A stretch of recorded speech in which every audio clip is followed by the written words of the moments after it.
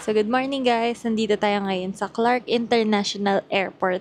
And pupunta tayo ngayon ng Siargao. So first time namin dito and grabe guys, sobrang layo ng itsura ng airport nila. And sobrang ganda. So kung malapit kayo dito na lang kayo mag-fly. Kung may flights naman, papunta dun sa pupuntahan ninyo kasi very worth it. Nakita namin yung pila ng immigration. Walang pila. Sana all. Ayan, may mga cold water din or may mga water dispenser. Ito yung gate ng domestic departures. Ayan, ang ganda. Merong mga options dito na pwede kayong mag P2P galing sa NAIA and sa North EDSA. Pero kami, nag-drive na lang kami papunta dito. So, ang mga expenses natin ay gas, toll, and yung parking dito na 250 for overnight parking per day. So, dahil 3 days tayo, so 750 yung ating parking fee. Tara, let's go to Siargao and tingnan natin ano mga magagawa namin doon kasi wala kami itinerary for this trip. So, let's go!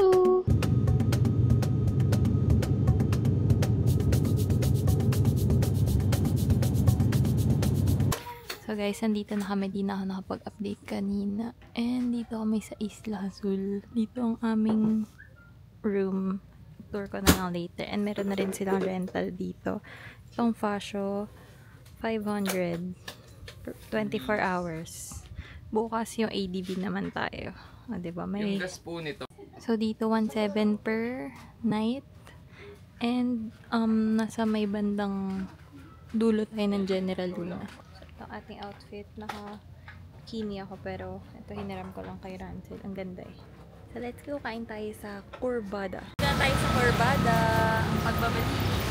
Ito ang ating last meal dito from our last trip. So, sightseeing. Chicken masala. Chicken masala. Hindi makita eh. Ito yung mga foods dito ngayon. So, hindi niya yata kita. Ano order mo nun last? Dol. Ano, chicken masala. Chicken na sinala daw. Masala? So si Idol guys, kinilaw. And sa akin, adobers. So, room tour muna tayo guys. So, yan. Meron tayo ditong big mirror. And then, ito yung bed sa right. So, medyo magulo na kasi natulog na kami kanina. So, may aircon naman kami. Okay naman. Hindi siya super lamig, pero malamig naman. May sampayan kayo, lagayan ng mga gamit. Medyo magulo, so di ko na ibababa. And then, ito yung sink. So, pwede kayo dito maghilamos. Ayan. Again, guys, this is 1,700 per night and nabook namin to sa Facebook page nila. So, ito naman yung banyo. Yan. Hindi ko lang ma-open yung lights kasi nandun sa may pinto. Pero, okay naman. May bidet, may shower, and may hot shower din. So, decent naman.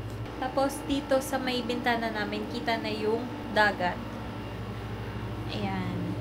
Dagat na yan.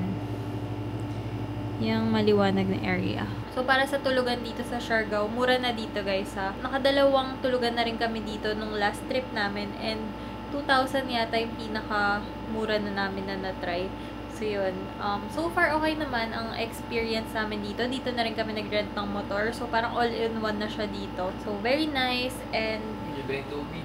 yan, libre din yung tubig. Ayan, nakakapag-refill kami ng water. Tapos, ayun, tahimik. Kami lang yata yung guest ngayon. Parang, so, tara, punta naman tayo ngayon ng gym niya. Mag-gym daw siya. Tapos, ako mag-edit na lang siguro ako doon. Then, after nun, Katangnan Bridge tayo. So, let's go! So, ito guys, yung harap nung Isla Azul. Ayan, ang itsura. Very tahimik dito, like sobra. Tapos, ayan yung Guyam Island and yun naman yung Daku Island. O, diba? Very chill dito. Tapos, yan kami nagwa-walk-walk lang and nagtatanaw. Actually, very chill yung dagat. Parang walang wave. I mean, hindi parang. Ayan, wala talagang wave. Ganyan lang. Hindi mo nga rinig yung tubig eh. Tapos, itong aking new friend. Ay, hindi pala siya. Ito yung mga Oy, ayun doon pala yung isa. Mabait yung dog na yan. Itong isa, ngumanganga. Ay, akin na. Ako na. Uy, tumatayo. Good dog. Ang galing mo ah. Ang galing mo ah. Itong isa sobrang taba. Ay, sobrang baboy mo. Magkagatan. Video tayo. This is my new dog. She's so fat. She ka ba? Oh, she naman siya. Ay, sorry. Nakurot ko siya. Gumanan sa tingnan ako ng masama. Nakurot ko. Ang cute eh, oh. Ang bait to. Sinundan pa kami nito. Pupunta kaming beach. Sumama. Doon yun sa loob kanina eh. Ay, good job. Sobrang good job naman. Sarap naman. Sure. Uy, nakakatulog na. Ay! Bakit? Very just. So guys, mag side quest lang ako. May gym ako dito. 300 per session. So, maluwag naman and okay yung mga equipment. Let's go! So, galing kami kanina guys sa Katang ng Beach. Diretso tayo ngayon dito sa Katang ng Barbecue.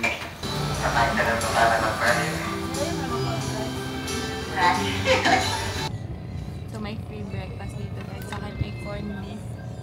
Sa kanya naman tapa. Sarap. So, ito na ang outfit niya guys for our day 2. Mubit po. Pacifico Beach. Ganda ng ano namin. It's avocado green. Then, asong fit.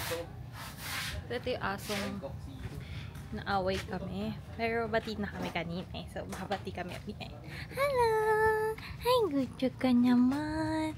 Oh, tingnan natin kung magagalit siya. Hi, good job naman yan. Ayaw magpapit. Magpapit na. Ayaw na niya. Tapos ito yung Coke Zero namin. Diyan namin pinapatago.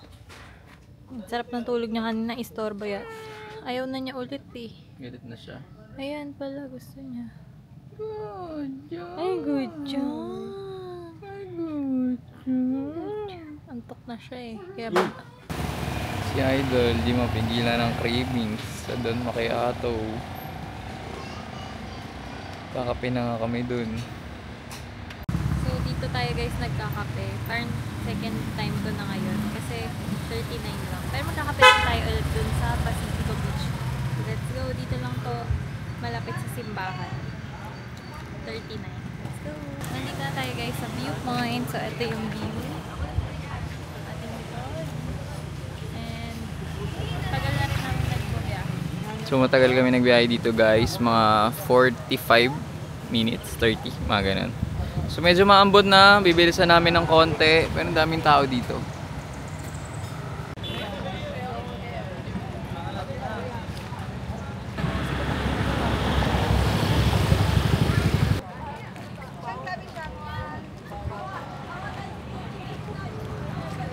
So dito na tayo sa Coco Beach Cafe.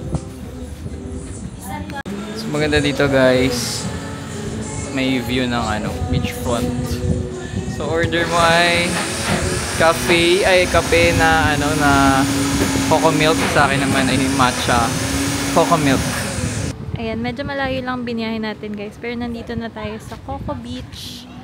Ito ay isang beachfront na cafe. So, okay naman. Mura lang din yung tinda nila. Tapos, ang maganda dito, ayun, sinabi na niya yata kanina. Yung view. So, doon tayo sa taas.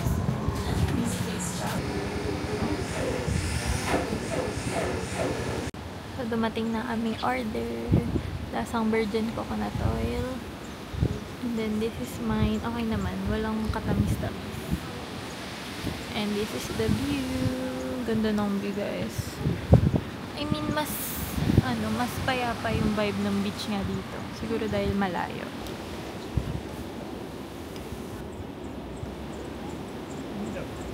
Grabe yung sobrang gulo ng buhok ko dahil sa biyahe namin. 1 hour. Hindi na siya masuklay. Nag-hair oil pa ako. So, mamaya mag-iipit na ako.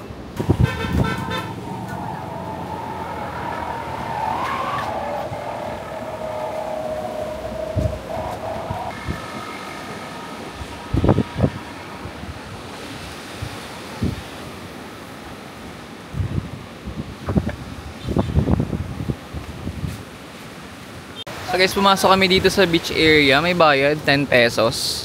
Pero pag bumili kayo ng consumable, ayan, libre na. Di bumili na lang kami. Ayan, linis dito. Ano masabi mo? Ayun lang, taba daw siya. Ang di naman.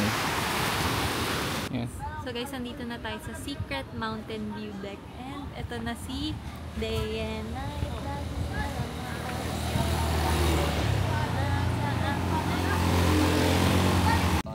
Siargao run! Let's go!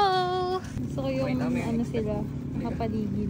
So couple shirt kami ngayon guys. Team Pancit Canton. Siya si Chili Mansi. Ako naman si Extra Hot and Spicy. And naka-X-Step din pala kami. X-Step 2000 km 3.0. Nakain sobrang papansin. Sa kanya naman, aesthetic. Uy ka muna sa akin naman. Nag-warm up lang tayo guys, pero doon pa kami tatakbo. Start natin sa Katangnan Bridge. So doon din ang endpoint natin, kaya ayan, motor muna tayo papunta doon. Time check guys, 4:45 na and kailangan natin maabutan yung sunset. Medyo kailangan natin mabilis ng onte, onti lang naman, or i-cut short yung ruta natin. So itong General Luna and naka-fashion kami guys, yung bagong color. Sobrang cute, parang matcha, parang avocado. Kung ano mang color green yan. Basta pastel green. So cute. Sa tabi-tabi lang kami nag-park. Ayan. Ito na yung kahabaan ng Katangnan Bridge. Sila na tayo. Wala pa. Ahon kasi. So originally, ang plan namin is 10 km. Pero hindi na kaya ng time. So 5 na lang. 1K!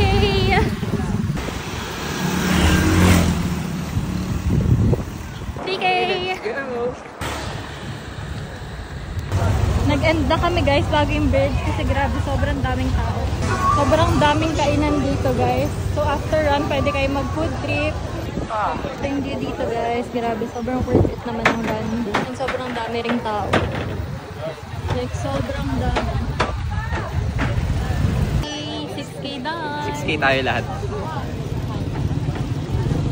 Next stop natin is dito ulit sa Katangnan Barbecue. Dito rin kami kahapon pero why not ulitin?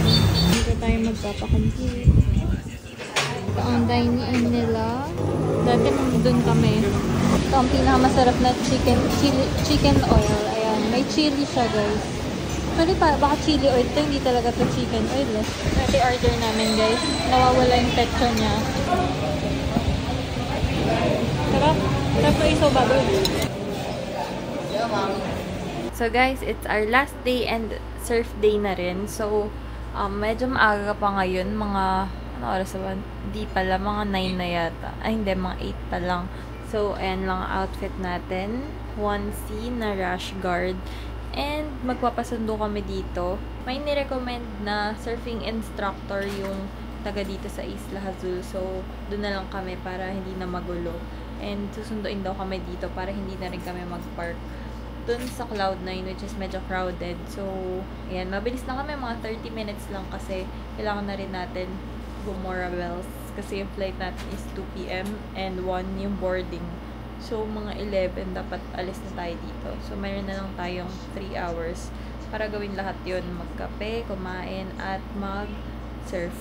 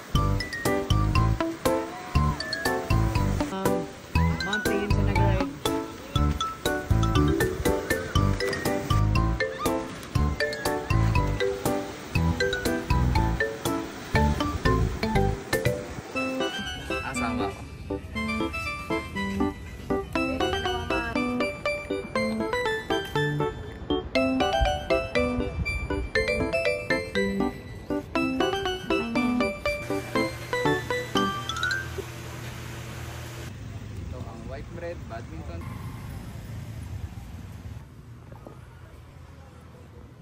Paano yan? 160. Aray ko. 160. Don Macchiato. Breakfast. With the view.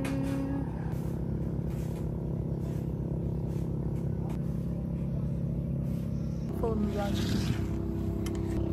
Tama dito eh. Spicy lang.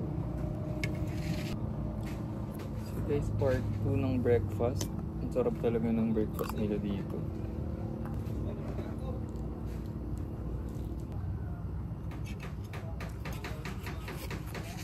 Sabi mo? Ang sarap. Naka-red rice pa ako. Pinagayaman. Ito ang aming view. Ulit-ulit, pero...